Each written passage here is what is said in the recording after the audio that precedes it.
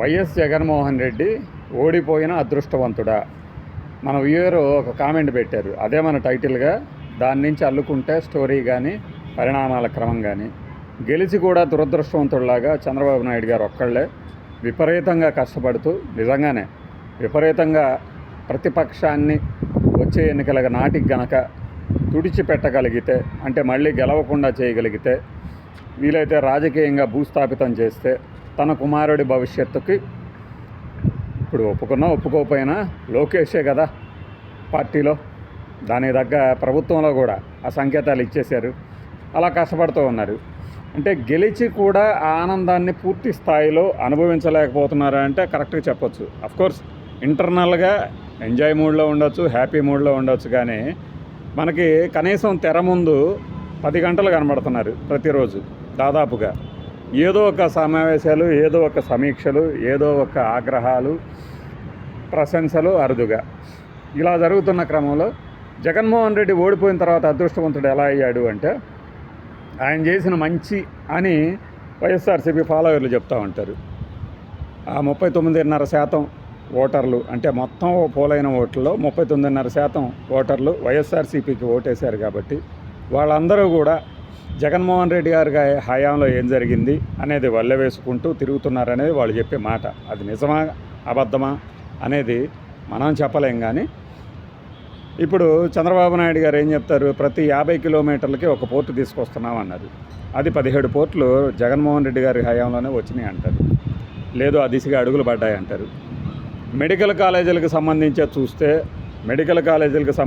చూస్తే దాదాపు 17 కాలేజీల వరకు ఆయన హయాంలోనే అనుమతులు వస్తున్నాయి. ఇప్పుడు వాటిని పూర్తి చేయటం అనేది ఆయన కట్టిన బిల్డింగుల మీద ఈయన చేయాల్సి ఉంటుంది. ఇంకా ఏ రంగంలో అయినా ఇప్పుడు రైతు నేస్తం కానీ, లేదంటే రైతులకు ఇచ్చే రైతు బంధు కానీ, ఇంకేదైనా సరే పిఎం కిసాన్ యోజన, ఏ పథకం అయినా సరే వీళ్ళు అన్నదాత సుఖీభవ అని పెట్టారు. అది జగన్మోహన్ రెడ్డి గారి హయాంలోనే ప్రారంభమైంది. రాష్ట్రం వాటా ఇయటము అంతకుముందు ఉందా లేదా, ఉంటే వేయలేదా, మనమే వేస్తున్నామా, ఇవన్నీ శషభిషలు. అమ్మఒడి మాత్రం flagship model of YS Jaganmohan Reddy హయాం. దాన్నే తల్లికి వందనం మార్చేశారు. దాన్ని నిస్సిగ్గుగా ఆయన క్రెడిట్ కొడుక్కి కట్టజెప్దాం అనుకున్నారు చంద్రబాబు నాయుడు గారు. ఈ క్రమంలో విమర్శలు ఎదుర్కోవాల్సి వస్తుందని తెలుసు, కానీ ఆయనకి మద్దతు ఇచ్చే మీడియా ఉన్నంతకాలం అట్లాంటి వాటికి వెరబడి ఆయన, అది మన కళ్ళ ముందు కనపడింది. సో అమ్మఒడి ఇచ్చిన వ్యక్తిగా, ముఖ్యమంత్రిగా, నాడు నేడు పేరుతో స్కూళ్ళని విపరీతంగా డెవలప్ చేశారనే పేరు తెచ్చుకున్న నేతగా జగన్మోహన్ రెడ్డి ఓడిపోయినా కూడా అదృష్టవంతుడిగా కొంతమంది చెప్తూ ఉంటారు. ఇటువైపు చూస్తే గెలిచిన తర్వాత తానిచ్చిన కనీసం ఒక అరడజన హామీలే నిలబెట్టుకోలేనటువంటి వ్యక్తిగా, డిప్యూటీ సీఎంగా పవన్ కళ్యాణ్ గారిని విమర్శిస్తూ ఉంటారు. మిగిలిన మంత్రులందరినీ వదిలేసి ఒక్క పవన్ కళ్యాణ్ని ఎందుకు టార్గెట్ చేస్తారు అంటే, పవన్ కళ్యాణ్కి ఫాలోయింగ్ ఎక్కువ, పవన్ కళ్యాణ్ ఒక స్టార్ హీరో, పవన్ కళ్యాణే ముందుండి ఈ కూటమిని కట్టడం చాలా కష్టం, విడదీయటం అనేది చాలా సింపుల్. నేను అందుకే చెప్తాను, ఈ రాష్ట్రంలో కూటమి 15 ఏళ్ళు ఉండాలని అనే అభిలషణీయ అభిప్రాయాల్ని ప్రకటిస్తున్నది ఆయనే. కాబట్టి ఆయనకే ఈ విమర్శలు. ఇప్పుడు పళ్ళున్న చెట్టుకే రాళ్ళన్నట్టుగా నా మీదకే పడుతున్నారంటే, ఆ రోజున మనము ఎంత ఆవేశంగా రోడ్డు మీద యువతని ఒక రకంగా పెడదారిలో ఇట్లా నడవచ్చా అన్నట్టుగా రెచ్చిపోయారు. కాబట్టి ఆయనకి విమర్శలు. సో గెలిచి కూడా విమర్శలు ఎదుర్కోవాల్సిన పరిస్థితి మొదటి 1.5 కాలంలోనే. ఎందుకంటే కనీసం ఒక 1 కాలం ఇస్తారు వాళ్ళకి, ఏదో అవకాశము, మేము ఛాన్స్ ఇద్దాం అనుకున్నాం, విమర్శలు ఇవ్వకుండా అంటానికి లేకుండా చేసుకున్నారు. గెలిచిన 100 రోజుల్లోగా నేను ప్రతి పని చేస్తాను, ఈ పనులు చేస్తాను, నాకు 2 ఎంపీలను ఇస్తే ఎరగదీస్తాను అన్నప్పుడు వాళ్ళందరినీ ఇచ్చి చెప్పిన తర్వాత ఇంకా నాకు 100 రోజులు గడువు కావాలంటాం. అదే గెలిచి కూడా విమర్శలు పాల్గొనడం. ఇక్కడ అంటే 14 నుంచి 19 వరకు ఏమో, కానీ 19 నుంచి 24 వరకు బాగా అందరికీ గుర్తుంది. కాబట్టి జగన్మోహన్ రెడ్డి గారు నాకు తెలిసి ప్రగల్భాలు అయితే ప్రతిసారి ఏం పలకల. మాట్లాడితే ఆ దేవుడి స్క్రిప్టు, 23 మంది ఎమ్మెల్యేలు, 3 ఎంపీలు ఆ మాట మాట్లాడేవాళ్లే. కానీ నేను గెలిచిన 100 రోజులు అది చేస్తానన్నాను కాబట్టి ఇది చేస్తున్నాను, ఇట్లాంటివి అయితే సొంత డబ్బా కాస్త తక్కువే ఉండేది నేను అనుకోవటం.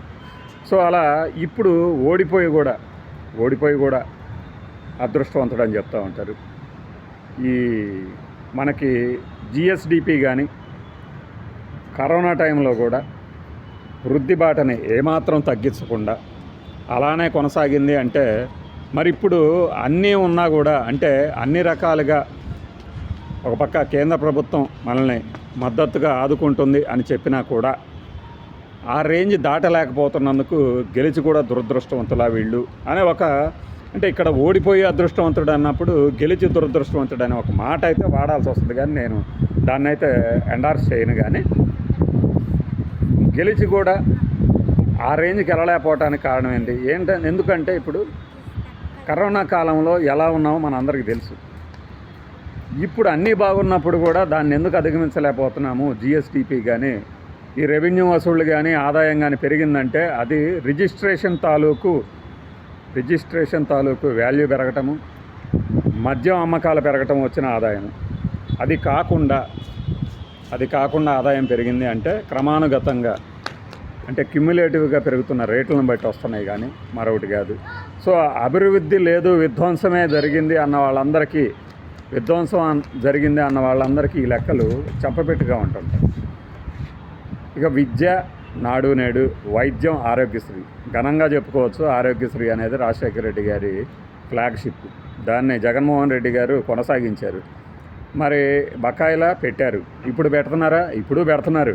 ఈ కూటమి హయాంలో కూడా పెడుతూ ఇంకొక దారుణమైన విషయం ఏంటంటే ఆయుష్మాన్ భారత్లో చేరడం ద్వారా అసలు ఆరోగ్యశ్రీనే ఆ పేరునే తొలగించే కుట్ర అయితే జరుగుతుందంటారు. నేను దాన్ని నమ్ముతాను. దానికి తోడు గత ప్రభుత్వం తాలూకు ఏదైతే గొప్పగా సచివాలయాలను కట్టించారో ప్రతి ఊరిలో వాటిని మోడల్ విలేజ్లుగాను, స్వర్ణ గ్రామాలు, స్వచ్ఛ గ్రామాలుగా, మోడల్ యూనిట్లుగాను మారుస్తామని పేర్లు మారుస్తుంటే అది గెలిచి కూడా మనం కొత్తగా చేయకుండా చేసిన వాటికి పేర్లు వేసుకోవటం గెలిచి కూడా చేసినటువంటి ఒక తప్పిదంగా భావించాల్సిందే కదా. అన్నిటికన్నా పెద్ద అబద్ధం వాలంటీర్ల సమస్య. ఇప్పుడు 2 ఏళ్ళు అవుతుందిగా, జూన్కి 2 ఏళ్ళు అవుతాయి, ఇంకొక 5 నెలలకి. అసలు ఆ సమస్య లేనట్లుగా వాళ్ళకి ఇచ్చింది హామీనే కాదన్నట్టుగా వ్యవహరించేటప్పుడు జగన్మోహన్ రెడ్డి ఓడిపోయి కూడా అదృష్టవంతుడే. ఎందుకంటే వాళ్ళందరూ 5,000 నుంచి 10,000 చేస్తారనుకొని వాలంటీర్లే వ్యతిరేకంగా పనిచేశారన్నప్పుడు ఈ ఓడిపోయిన ఆయన హాయిగా నవ్వుకుంటూ ఉంటాడు.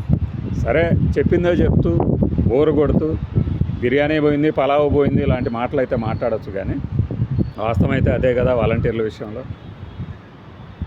ఇక మనము విద్య, వైద్య, వాలంటీర్లు, రోడ్లు, రహదారులు చూస్తే చిన్న చిన్న గ్రామాల్లో రోడ్లు సరిగ్గా లేవు.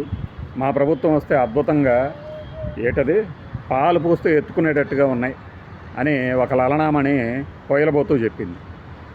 నిజంగా పాలు పోస్తే ఎత్తుకునేటట్టే ఉన్నాయి ఆ రోడ్లు. మరి అప్పటి ప్రభుత్వంలో ఎలా అయితే గోతులు ఉన్నాయో ఇప్పుడు కూడా అలానే కొనసాగుతున్నాయి అంటున్నారు. సో అప్పుడు విమర్శలు ఎదుర్కొన్న జగన్మోహన్ రెడ్డి ఇప్పుడు కూర్చొని ఒకవేళ నిజంగా దీని గురించి ఆలోచిస్తే నవ్వుకుంటూనే ఉంటారుగా. ఓడిపోయినా కూడా అదృష్టవంతుడే అంటే ఇంత అప్పులు చేశారు అని విమర్శలు వేస్తూ పైగా మద్యం ఆదాయాన్ని తాకట్టు పెట్టారు అని చెప్పి విమర్శలను ఎదుర్కొన్న జగన్మోహన్ రెడ్డి ప్రభుత్వం ఇప్పుడు ఈ ప్రభుత్వం కూడా సేమ్ బెవరేజెస్ కార్పొరేషన్ తాలూకు ఆదాయాన్నే తాకట్టు పెట్టి అప్పులు చేయబోతోంది, చేసింది కూడా. మరి ఇవన్నీ చూసి ఇంకా చాలా రంగాలు ఉంటాయి. ఫిష్ ఆంధ్ర అనేది ఏదో జగన్మోహన్ రెడ్డి తీసుకొచ్చాడని ఎగతాళి చేసిన వాళ్ళకి తెలియని విషయం, కేంద్ర ప్రభుత్వం తాలూకు సహకారంతో నడిచేది అది. ఇంకా ఇలాంటి స్కీములు ఏవైతే వీళ్ళు ఎగతాళి చేశారో, ఇంకా పగబట్టినట్లు ప్రచారం చేశారో, ల్యాండ్ టైటిలింగ్ యాక్ట్, మన గీతా గోపీనాథ్ గారు వాళ్ళు IMF కీలక పదవిలో ఉన్న ఆవిడే చెప్పారు కదా, ఏపీ లాంటి స్టేట్స్లో అద్భుతంగా చేశారు అని చెప్పేసి. సో ల్యాండ్ టైటిలింగ్ యాక్ట్లో ఆయన వేసుకున్న బొమ్మ తప్పితే అంతా ఇప్పుడు వీళ్ళు వసూలు సేమ్ అదే కొనసాగిస్తూ రాజముద్ర అని గొప్పగా చెప్పుకుంటున్నారు. మనకి MRO సర్టిఫికెట్లు దేని మీద రాజముద్ర లేకుండా వస్తున్నాయి. అలా ప్రతి అంశాన్ని కానీ మనం స్పృశించుకుంటూ పోతే కనీసం ఒక అరగంట మాట్లాడుకోవచ్చు. మరి ఆ మిత్రుడు చెప్పినట్లు ఓడిపోయి కూడా మరి జగన్మోహన్ రెడ్డి అదృష్టవంతుడేనా? రాబోయే కాలం తేల్చదు. మెడికల్ కాలేజీలు కానీ SC ST సబ్ప్లాన్ నిధులు పక్కదారి పట్టించారని విమర్శించిన వీళ్ళే SC ST ఎంఎస్ఎంఈలు అంటే చిన్న చిన్న ఆంటర్ప్రెన్యూర్లకు ఇవ్వాల్సినటువంటి రాయితీలను ఇంకా విడుదల చేయకపోతే గత వారంలోనే వాళ్ళు టెంట్లు వేసి ఆనా హడావిడి చేశారు. మరి వాళ్ళకి ఇవ్వలేదు కదా. మరి గెలిచిన వాళ్ళు వాళ్ళకి ఊరట దక్కించాలి కదా. ఈ కోణాల్లో ఇవన్నీ ఆలోచించినప్పుడు అనిపిస్తుందేమో, జగన్మోహన్ రెడ్డి ఫ్యాన్స్కి అనిపిస్తుందేమో మరి ఓడిపోయి మా బాసు అదృష్టవంతుడే అని.